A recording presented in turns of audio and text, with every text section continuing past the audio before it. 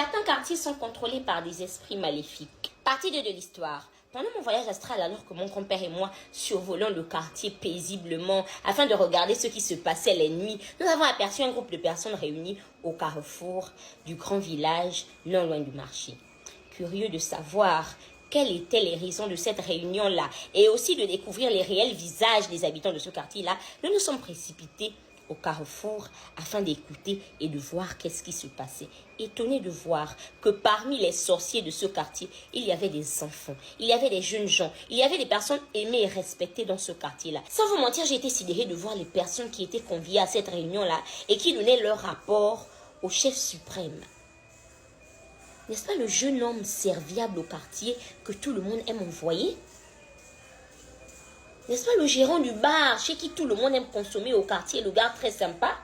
N'est-ce pas le papa handicapé que tout le monde aime et aide au quartier? Ça, c'est la maman qui vend les condiments au quartier, chez qui tout le monde a la possibilité de prendre des bons. Il y avait des personnes inimaginables, des grands comme des enfants conscients, qui étaient là en train de donner des rapports de vos vies.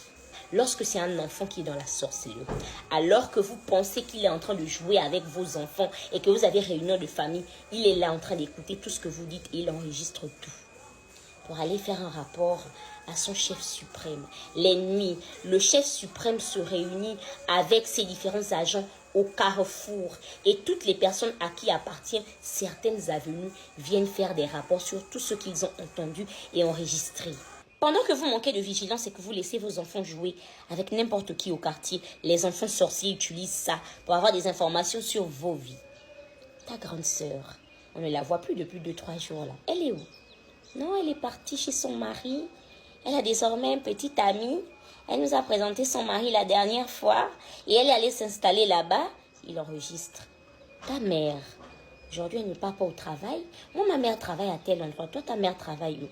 Ma mère, elle travaille à l'hôpital, elle fait ceci, cela. Il enregistre parce que c'est ça son travail. Et il va jouer avec les enfants des autres. Il fait la même chose. Vous les adultes, vous vous faites avoir par des relations de bon voisinage. Pendant que vous êtes en train de discuter avec votre soi-disant voisin sympathique, avec votre soi-disant voisine très gentille, vous commencez à vous confier et à parler des choses dont vous n'êtes pas censé parler. Vous commencez à parler des projets de vos enfants.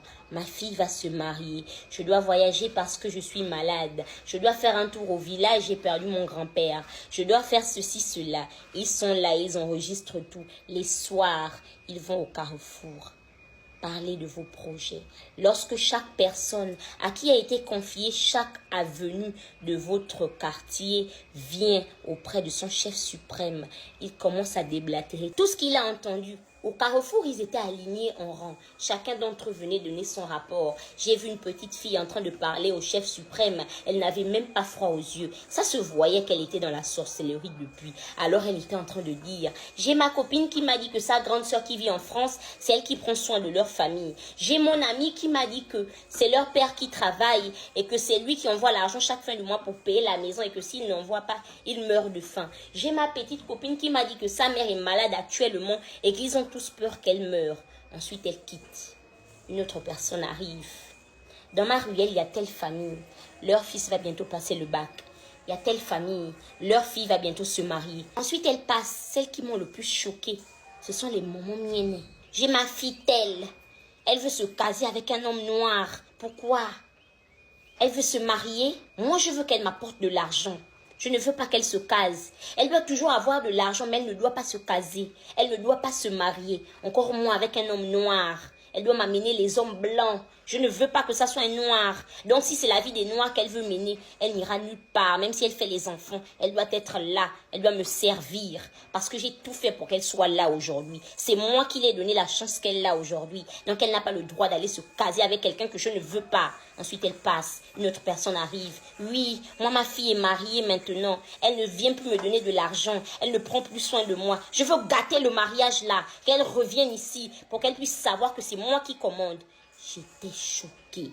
Lorsque chacun d'entre eux a terminé avec son rapport, leur chef suprême s'est levé. Direction la prison mystique. Mon grand-père et moi toujours derrière, en train d'observer et le suivre. histoire de voir ce qu'il allait faire, histoire de voir aussi où était située la prison mystique en question. Mais je ne peux pas vous donner plus d'informations concernant cela. Écoutez très attentivement.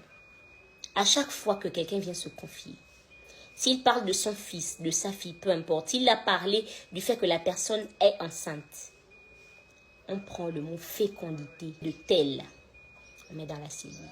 Mariage de grâce, on met dans la cellule. Travail de Joseph, on met dans la cellule. Le jour était en train de se lever, il était l'heure pour moi de rentrer. Je suis rentrée à la maison et j'ai continué mon sommeil. Aux environs de 13-14 heures, j'ai fait exprès de sillonner dans le quartier. J'ai vu les mêmes visages, les mêmes gens que j'avais aperçus hier dans la nuit, en train de faire mine de ne pas se parler. Alors je posais des questions à certaines personnes du quartier. Pourquoi est-ce que ces femmes-là ne s'entendent pas? Pourquoi est-ce que ce monsieur-là et celui-là ne s'entendent pas? Ils ne s'entendent pas depuis au quartier. Ces deux familles-là sont ennemies, alors que les soirs, ils se réunissent pour faire du mal aux autres. Ne vous fiez pas aux apparences. Sachez que les personnes qui ne s'entendent pas en réalité, les journées s'entendent très bien les nuits. En matière de sorcellerie, les gens sont solidaires. Le même soir, il y avait la suite du rituel que je ne comptais pas manquer. Alors, à l'heure précise, je suis sortie de ma maison. Voyage astral, toujours en compagnie de mon grand-père. Nous sommes arrivés et nous avons assisté au scénario. Ils ont appelé les sorciers des différentes familles. Des personnes qu'ils avaient déjà bloquées. Leur but, c'est de venir s'asseoir sur ceux qu'ils ont bloqués sur vos vies. Ils rentrent dans les différentes cellules. Ils s'asseyent. Et ces mêmes gens-là viennent vous rendre visite la journée. Ils viennent savoir si dans votre vie ça va. Et lorsque vous répondez en vous lamentant, disant que ça ne va pas, que vous avez eu tel projet qui est tombé à l'eau, que vous ne comprenez pas ce qui se passe dans votre vie, les soirs, c'est la fête dans le monde des ténèbres. Après ça, il fallait que je quitte ce quartier le plus rapidement possible. Il ne fallait plus que je reste là. Et j'avais très peur de me faire attraper. Mais vous savez quoi? 2 jours avant mon départ, il y a eu une cellule de prière au quartier où on a délivré certaines personnes qui étaient heureuses. Où il y a eu des manifestations, des esprits au-dedans d'eux. En réalité, les personnes qui se sont manifestées, je les connaissais. Lorsqu'une personne a été désignée spirituellement pour s'asseoir sur ta vie, il reçoit automatiquement le pouvoir de s'incarner en toi.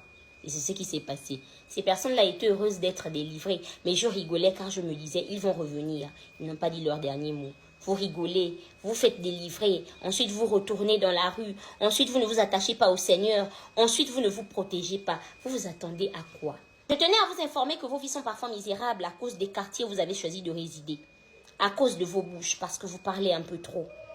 Réfléchissez à 2 fois avant de vous installer dans certains quartiers. Et lorsque vous sentez que ce quartier-là, tout le monde est perdu, qu'il n'y a pas de réussite, partez. C'est pour cette raison-là que les habitants du grand village sont perdus. Que les habitants de derrière la prison sont perdus. Que les habitants de derrière l'école normale sont perdus. Que les habitants d'Avea sont perdus. Que les habitants de Plaine Oreti, de Mbaya et j'en passe sont perdus. Il y a beaucoup de quartiers similaires où les gens s'amusent avec l'avenir de tout un chacun. Dans vos familles, il y a des personnes que vous ne soupçonnez même pas, qui sont assis sur ce que vous cherchez. Que ceux qui ont des oreilles entendent. Aujourd'hui, je suis de retour à Libreville et je réside désormais à Calicat où tout va très bien pour moi. C'est la fin de cette histoire. Un réel plaisir pour moi de vous faire vivre les histoires de mes abonnés. Incroyable, car avec moi, l'histoire, on ne la raconte pas, on la vit. N'oubliez pas de vous abonner au maximum et de nous suivre sur Snap pour ne rien rater. Je vous fais de gros bisous sur vos grosses têtes.